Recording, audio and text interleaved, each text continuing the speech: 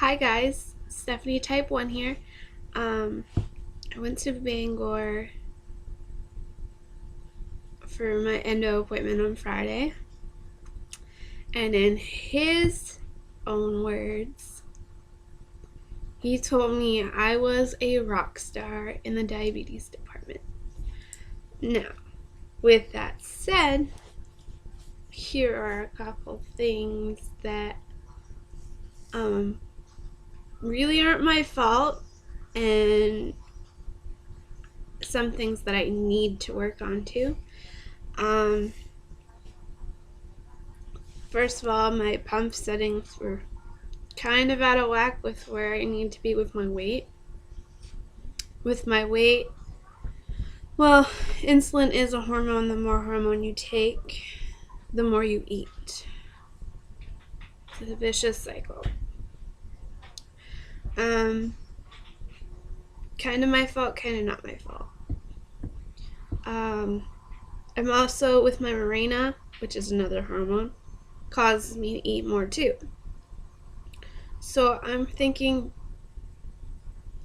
of trying to lose weight with the Mirena, and if it's not working, the Mirena is going bye-bye. I've also been given the go-ahead to try the Level Life diet. For those of you who don't know or never heard of Level Life, it's basically a low-carb diet plan that was created by a type 1 diabetic. Basically what you do is my local Rite Aid has it, so you go to the store, you buy it. It's like $4 and change for a package of shakes and a package of protein bars. You consume one shake and one protein bar per day, and it's supposed to level you off as you do that with your blood sugars, along with following the low-carb diet. Well, the diet that they give you, but you're also not starving, because obviously it's type 1 that's created and understands that you need carbs and whatnot to function. There are low-carb recipes available on the website. I mean, it's a program with support, because as most of you may know, if you don't have support with your diet, it's gonna flunk. What else? Oh, I got this nifty little bracelet. Let me see if I can bring it closer for you guys to see. It says, I have type 1 diabetes, and it's got the little emergency markers on it. They're giving those out at the endocrinologist office where I go, which is pretty neat because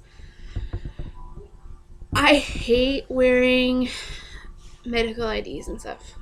Another note, I asked the endo if it'd be okay for me to get a type 1 tattoo. He said that was fine because where my sugars are at and stuff, healing won't be affected. Sorry, my little one wants to snack. What else? I got sassed for switching over to the Tandem, because basically, in his words, he put it, because where I live up north, which is 4 hours away from his office, and Tandem is so new, he said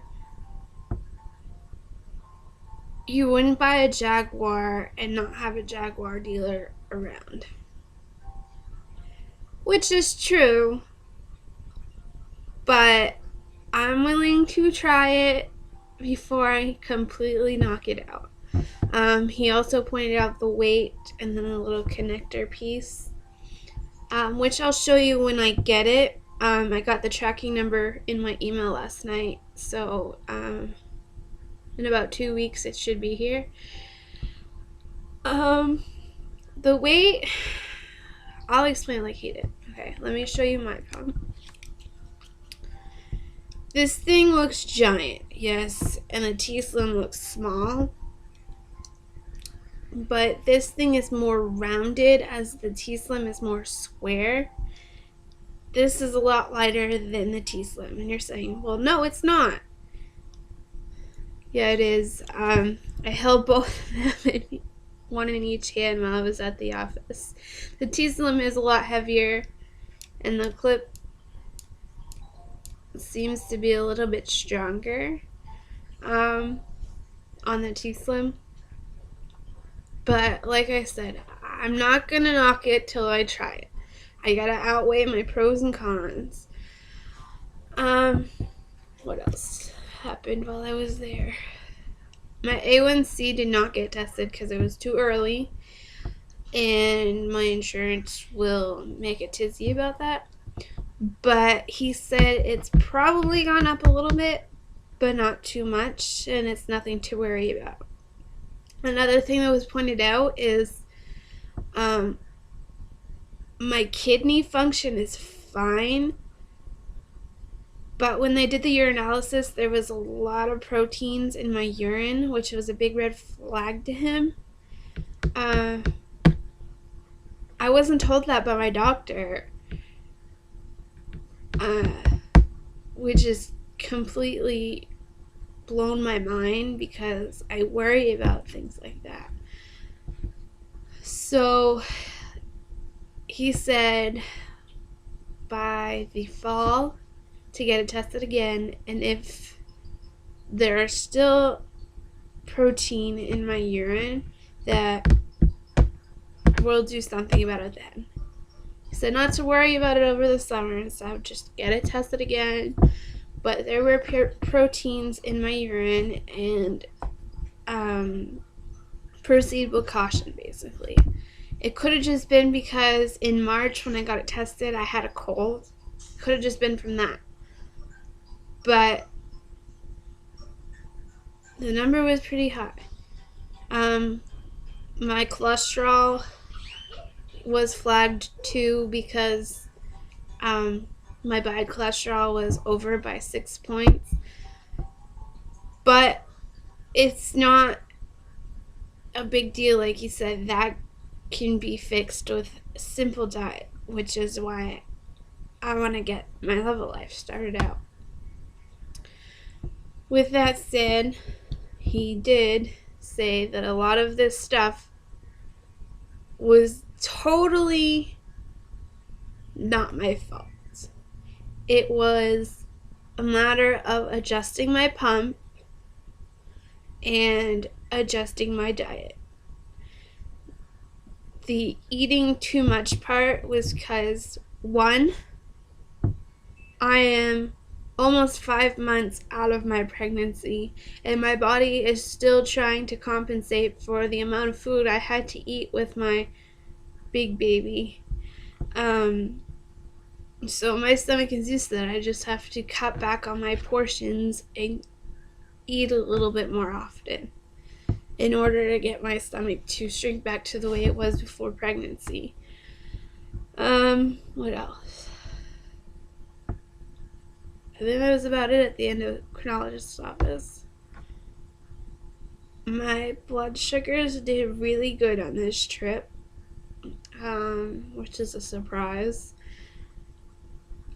And I didn't eat low carb, but I did watch my choices. Like, I went to a restaurant down there called Miguel's. It's a Mexican restaurant.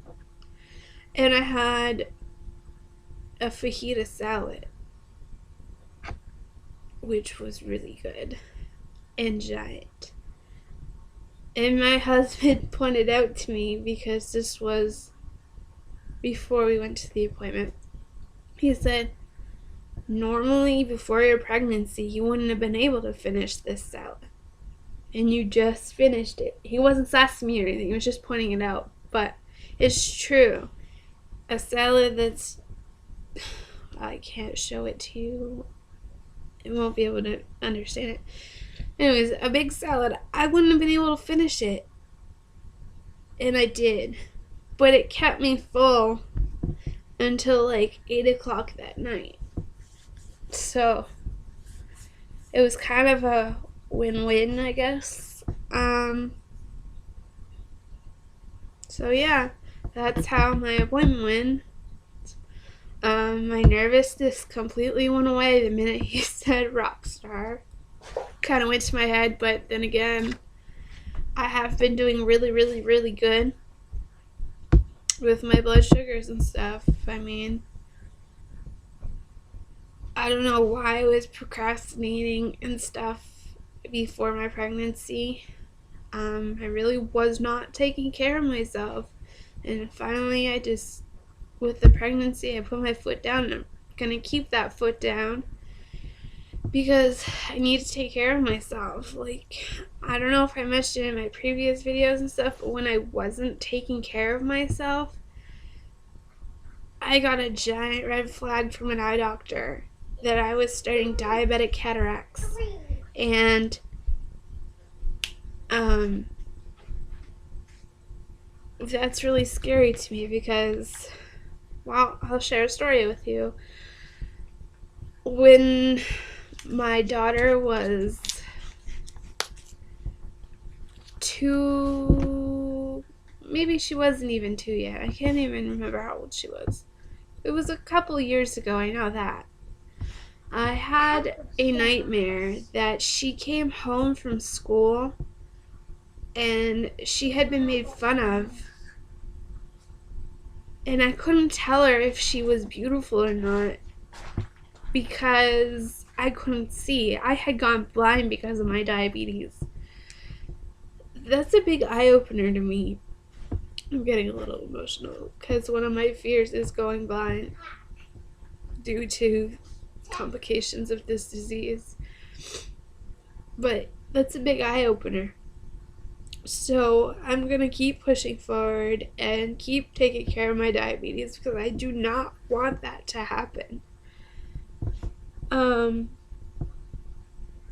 So yeah, another big fear of mine is getting an amputation. I did get a little bit of complication from not testing and stuff when I wasn't taking care of myself. But it's reversible, thank God. I went to see a podiatrist because I was getting pain in my feet to the equivalence that it felt like somebody had split a live wire and taken it to my foot. And it hurt really bad. So I kind of ignored it for a while. But then after the pregnancy, it was still there. I thought maybe it was the effects of the epidural or something. But no, it's the start of neuropathy, and I can reverse it if I take care of my blood sugars right now. If I don't, it'll come back full-fledged, and I don't want that. I also had an uncle who was type 1 on my dad's side, and he got amputated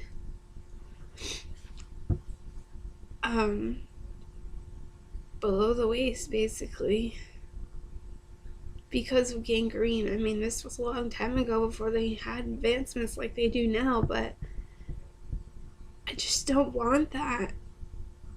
I saw the suffering and stuff, and I don't want that. So there it is, guys. Take care of yourself because the complications will happen. I'm only 26, so I need to really take care of myself. So yeah.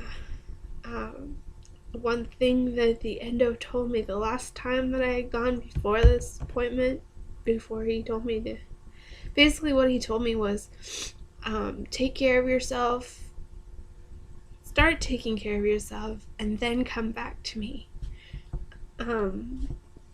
Because there was really nothing he could do with no numbers and stuff.